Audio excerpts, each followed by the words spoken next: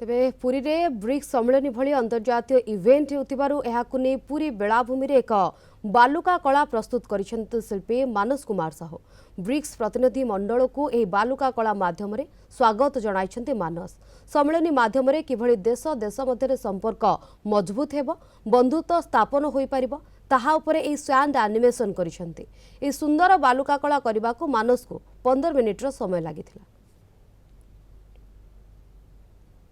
BRICS delegates पूरी आसुचंती ये बहुत बड़ा गर्वर कथा के प्रथम थर पई पूरी रे ब्रिक्स डेलीगेट्स आसुचंती एवं एठारे गोटे 3 दिन रो गोटे पूरा कल्पना जल्पना एवं गोटे मानस मंथन चलिबो देश देश भितरे गोटे सु संपर्क केमती गढ़ी हबो आगामी दिन रे केमती देश देश भितरे गोटे भल बंधुत्व स्थापन हबो सब जिंस को नेकरी गोटे आमे सैन एनिमेशन प्रस्तुत करिचु।